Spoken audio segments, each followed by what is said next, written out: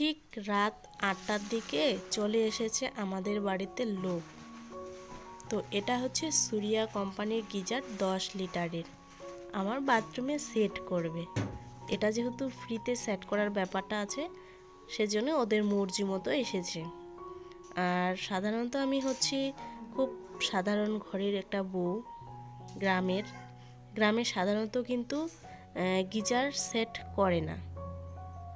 তো আমার কপালে হয়তো ছিল, কোনোদিন আমি স্বপ্নও দেখিনি, কোনোদিন আমি ভাবিও নি, কোনোদিন আমি আশাও করিনি। আমার কষ্টটা বুঝেছে একমাত্র আমার বরমশাই, এটা স্বাভাবিক। তো যাই হোক, আমার এটা হচ্ছে একটা আনন্দের, একটা খুশির, সেজন্যই তোমাদের সাথে একটু শেয়ার করছি। আর দেখো, ওরা যেহেতু চলে যাবে, গিজার সেট করা হয়েই গেছে, তো তাদের জন্য চা আর বিস্কিট। তো বন্ধুরা, তারপরের দিন সকালবেলা চলে আসলাম। সবাইকে গুড মর্নিং। নতুন আরেকটি ব্লগে তোমাদের অনেক অনেক স্বাগত, ভালোবাসা। কেমন আছো সবাই? আশা করি সবাই ভালো আছো, সুস্থ আছো, আমরাও ভালো আছি। তো সকালে আমার স্নান করা কমপ্লিট। এদিকে সকাল সকাল বরমশাই বাজারে চলে গেছে, যেহেতু তারপরের দিন আমাদের ঘরের কাজ করব, টুকিটাকি কাজে যে বাকি আছে সেগুলো করব। আর গিজারটা কালকে রাত্রেবেলা যেহেতু সেট করে গেছে, লাইনের মানে যেগুলো আমাদের ঠিকঠাক করা আছে ওগুলো চলবে না নাকি, গিজারের জন্য আলাদা লাইনের ব্যবস্থা ঠিক মিটার থেকেই নিতে হবে। সেজন্য এইদিকে বাজার থেকে চলে আসলো। আর এই যে বরের জন্য দুটো ডিম সিদ্ধ করেছি, সোনু আর সোনুর পাপা খেয়ে নেবে। তো চলো ওদেরকে দিয়ে দিই। আর এদিকে দেখো, আমাদের লাইন ঠিক করার জন্য লোকও চলে এসেছে, মিটার থেকে লাইন নেবে। চলো বাইরেটাও তোমাদের সাথে একটু শেয়ার করে নিই। সব লাইনের তারগুলো চেঞ্জ করে যেটা যেটা লাগবে সেটা লাগাচ্ছে। ওদিকে কাজ শুরু হচ্ছে। এদিকে ডিম আলু সিদ্ধ করেছি প্রেসারে, এদিকে সবজি সব কাটাকুটো করছি। ভাবছিলাম যে লোকটা খাবে, সেজন্যই আর কি রান্না বান্না। আর এখানে হচ্ছে বাঁধাকপি, গাজর, মটরশুঁটি, সিম দিয়ে একটা মিক্সড সবজি। রান্না বান্না তো কমপ্লিট, রান্না বান্না কমপ্লিট করে ঘরে আসলাম। ঘরে এসে দেখি ঘরের অবস্থা তো একদম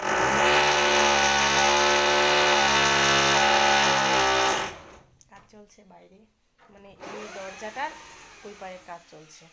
তো চলো ব্যাক করে দেখাই ঘরের অবস্থা কি হয়ে আছে। এটা পর্দাটা লাগিয়ে নিলাম, এই পর্দা স্ট্যান্ডটা। আর সুনুমা কিন্তু ঘুমপাটি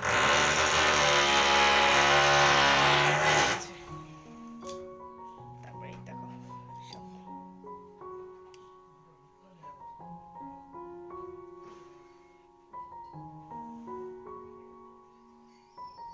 কিছু লাগবে। গুটকা বলতে এগুলা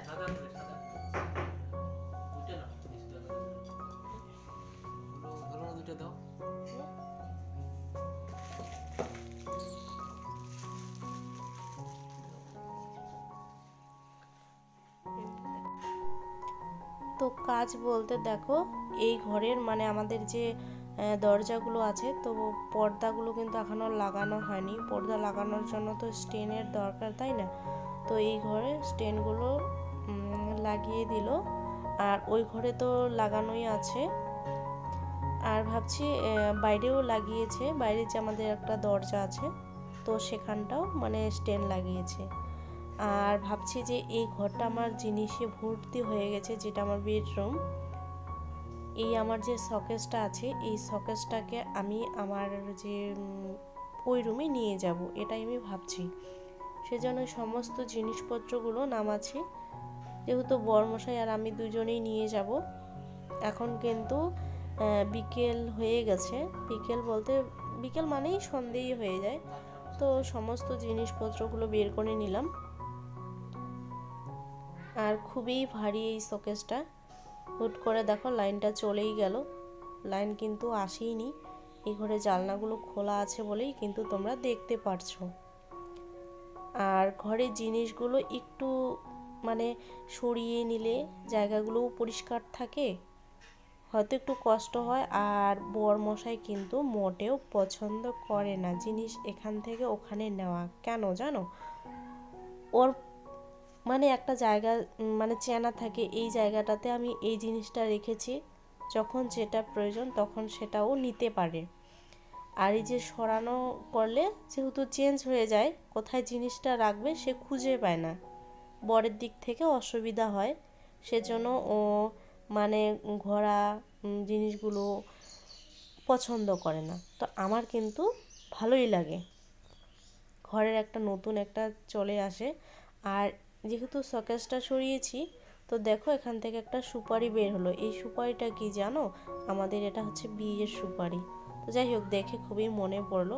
আর লাইন নেই, সুনুমা এখানে ঘুমোচ্ছে। আর এই যে দেখো চার্জার লাইটটা দিয়ে আমি কাজগুলো করছি। বরমশাই একদম হাঁপিয়ে গেছে, ও বসে আছে। ওই ঘরের তো অবস্থা খুবই খারাপ। আর সমস্ত নোংরাগুলো এখানে বের করেছি। এখনও দেখো আলো আলো আছেই। তো যাই হোক, সন্ধ্যাই হয়ে গেছে। একদম সব কিছু গুছিয়ে ঠিকঠাক করে রেখে আমি নিজে ফ্রেশ হয়ে তারপর তোমাদের সাথে শেয়ার করছি।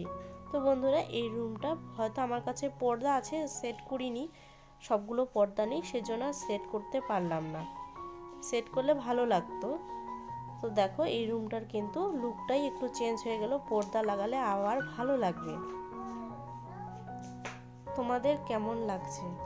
আর নিজের রুম ভালোই লাগে। এই রুমটা তো ঠিক এরকমই আছে। আর বরমশাই দেখো খেলনা নিয়ে বসে আছে।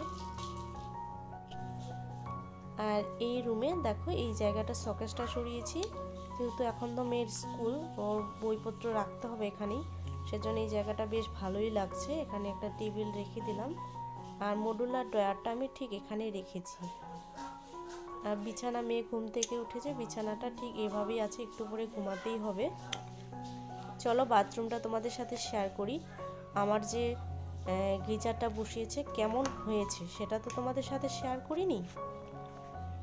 চলো, এই দেখো গিজারটা ঠিক এখানে বসিয়েছে।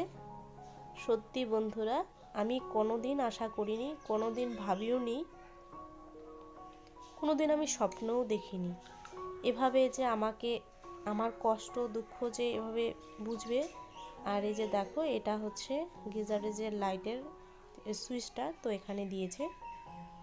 কাপড় চোপড় বেরিয়েছে, এখানে রেখেছি, কালকে ধোয়া হবে। আর এখন তো গরম জল, কোনো অসুবিধাই হবে না, তাই না? চলো বন্ধুরা, ভিডিওটা আমি এখানেই এন্ড করছি। কেমন লেগেছে অবশ্যই কমেন্ট করে জানিও। দেখা হচ্ছে অন্য কোনো ব্লগ নিয়ে। সবাই সুস্থ থেকো, ভালো থেকো।